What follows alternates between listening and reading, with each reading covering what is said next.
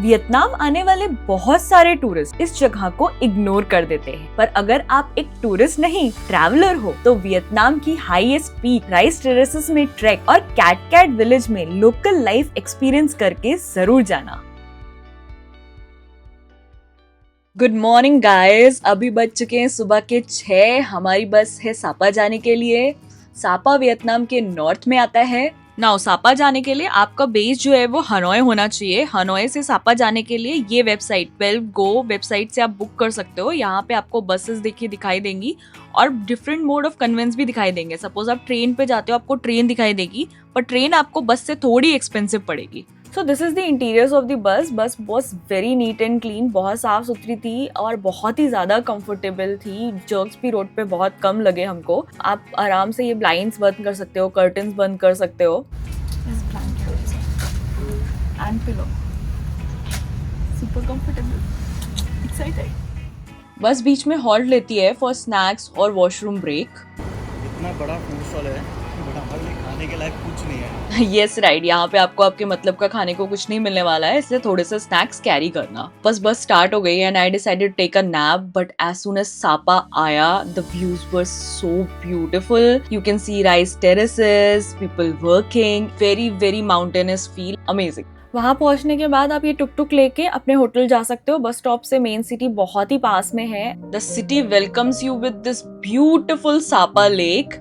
Oh my god, I have not seen anything so serene before. Look how this lake is right in the center of the city and the city is surrounded by mountains. Beautiful.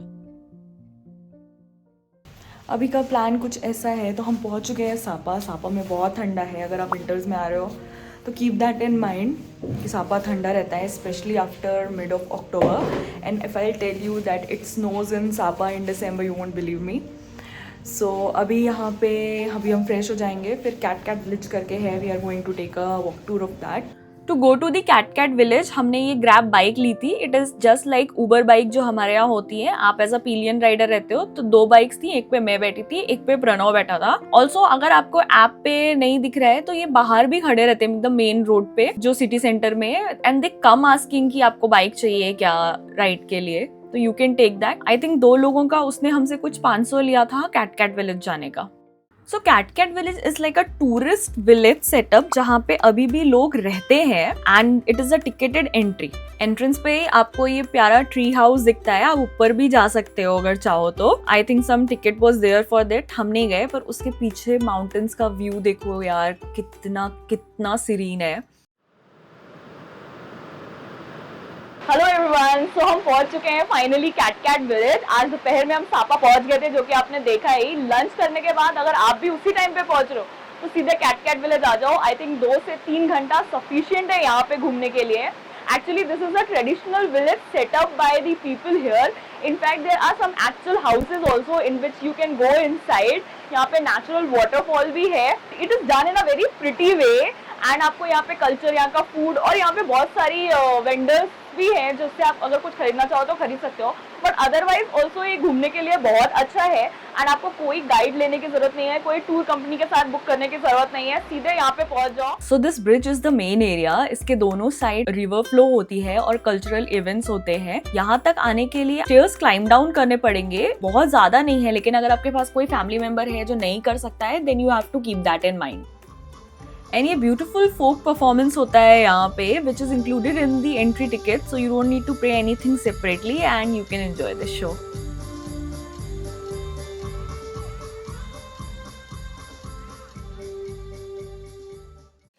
You can spot eagles, owls, hawk here sitting randomly on the way, which was really fascinating to see. और यहाँ पे ना आप उनके traditional costumes भी rent पे ले सकते हो अगर आपको फोटो शूट कराना है। ये जो एरिया है यहाँ पे बहुत सारे लोग फोटो शूट करा रहे थे। Also it was very serene and calm to sit and just talk and take a walk there. उसके बाद हम वापस चले गए and in the evening the city was lit up, like literally lit up. मैंने इतनी सारी लाइट्स एक ही रोड पे हार्डली कहीं देखी है। It was so lively. So basically आपका जो सिटी सेंटर एरिया है वहीं पे आपको सापा स्टेशन में मिलेगा, which was very close to the place जहाँ हम रह रहे थे। अभी आपको मैं रूम टूर देती हूँ थोड़ी देर में। Then we went to have a coffee.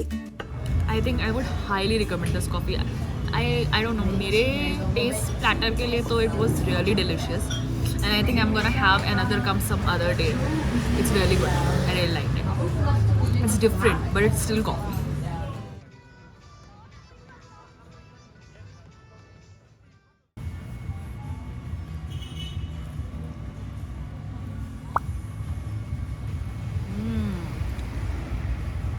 Good.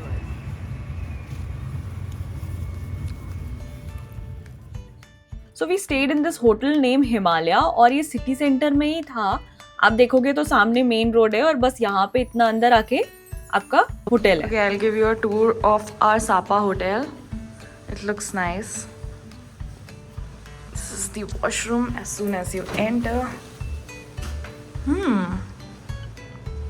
Quite spacious. Not bad at all. Oh wow. It's very cozy. Seating area, television, and a mirror. Finally, in our last hotel there was no mirror. And that was the entrance. Nice. मैंने hotel का link जो है वो description box में छोड़ दिया है, तो अगर आप सेम होटल बुक करना चाहते हो तो वहां से कर सकते हो. So today is a very very exciting day. आज हम जा रहे हैं on the highest peak of Vietnam. अगर आप सापा आते हो तो यहाँ आना ही आना. It is completely worth it. It is a Phan Xipang Peak.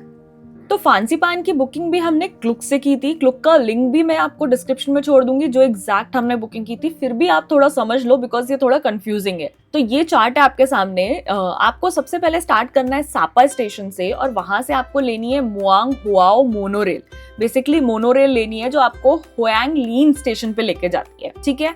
अभी ये स्टेशन पे उतर के आपको लेनी है फांसीपान केबल कार जो कि आपको फांसीपान स्टेशन पे लेके जाती है. ये जो हुआंग लीन स्टेशन है वहां पे एक छोटा सा गार्डन भी है. वो गार्डन में आप थोड़ी देर चाहिए तो एंजॉय कर सकते हो. आप देखो तो यहाँ पे फ्लावर्स बने हैं. That is basically indicating the garden जो है वहां पे. तो आप थोड़ा गार्डन में एंजॉय करके भी केबल कार लेके ऊपर जा सकते हो. ऊपर जाने के बाद फांसीपान स्टेशन पे केबल कार से पहुंचने के बाद आपके पास दो ऑप्शन है फांसी पार्क समिट में जाने के लिए. या तो आप एक फ्यूनिकुलर ले सकते हो यानी कि एक छोटी सी ट्रेन रहती है बेसिकली समझ लो वो ले सकते हो. या फिर आप स्टेयर्स चढ़ के भी जा सकते हो. ज्यादा स्टेयर्स नहीं है, नॉर्मल है. लेकिन आप ये भी कर सकते हो कि एक तरफ से आप वो छोटी रेड लेके जाओ और लौटते समय आप स्टेयर्स से आ जाओ. सो हमने भी वही किया था. हमने जाते समय पूरा जो आपको रूट दिख रहा है लास्ट वाला येलो का जहाँ पे पीक रेल लिखा है वहां तक हमने कन्वेंस लिया था और लौटते समय हमने ग्रीन पॉइंट तक स्टेयर्स लिया था और वापस केबल कार और वापस मोनोरेल. तो ये रूट हमने फॉलो किया था. मैं आपको सजेस्ट करूंगी आप भी वही रूट फॉलो करो. तो अगर आपने क्लुक से बुकिंग की है तो ऐसे QR कोड आपको स्कैन कराना पड़ेगा और उसके बाद आपको ये ट्रेन लेनी है. And look at that is the train you will be taking and these are the views you will be getting. Beautiful. I think this is one of the most scenic train ride आप अपनी life में कभी लोगे तो please इसको सापा जाओगे तो miss मत करना. आपके पहले स्टॉप पे उतरने के बाद जैसे मैंने बोला आपको गार्डन मिलेगा. थोड़ी देर गार्डन में घूमो और फिर आप केबल कार लेने चले जाओ. केबल कार के एंट्रेंस के जस्ट सामने ये बहुत ब्यूटीफुल श्राइन है तो इसको जरूर से विजिट करना. एंड उसके बाद केबल कार लेके फांसीपान स्टेशन पहुंच जाओ. नाउ फांसीपान स्टेशन पहुंचते ही सारे व्यूज चेंज हो जाएंगे. क्लाउड्स आपको आई लेवल पे दिखाई देने लगेंगे. So we are at the last leg of the summit. आपका QR कोड आपको सब जगह स्कैन कराना पड़ेगा और फाइनली ये फ्यूनिकुलर लेके हम पहुंच गए टॉप पे. Oh my God, just see. कभी बादलों के ऊपर गए हो आप? The moment you reach on the peak, the views are insane.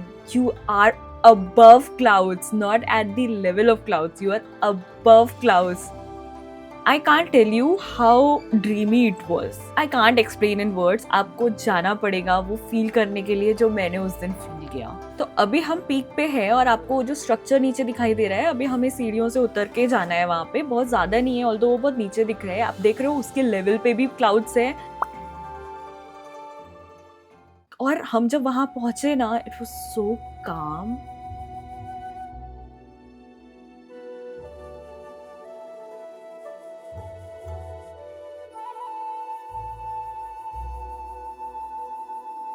And there's this iconic Buddha statue. Look at the clouds. It was mesmerizing. पर थोड़ी थोड़ी देर में बादल क्लियर भी हो जाते हैं. It was a good day. बारिश में मत जाना, कुछ नहीं देखने मिलेगा. और कॉन्टिन्यूसली ना एक जेन म्यूजिक बजता रहता है. जस्ट ये जो आप सुन रहे हो ना, ये मैंने नहीं लगाया, ये वहीं पे बजता रहता है कॉन्टिन्यूसली. और मेरे राइट साइड में क्लाउड्स देखो आप. My god. And then we came back to the city. And city में आप जैसे ही आते हो ना, आपका मूड पूरा ऐसे लिट अप हो जाता है. And see there is a Gecko cafe. अगर आपने मेरा फुकवॉक का वीडियो देखा है तो उसमें मैंने आपको गेको दिखाया. नहीं देखा है तो देखो, it is very informative. And ना यहाँ पे स्ट्रीट साइड में बच्चे ऐसे गेम्स खेलते रहते हैं शाम को. बैगन भी है. What is this? The pork Olivia pork. And this beef here. Walk. Go. सो हमने 2 दिन में 2 इंडियन रेस्टोरेंट ट्राई किए. मैं दोनों के नाम आपको विद रेटिंग यहाँ पे छोड़ दूंगी, so you can try them also.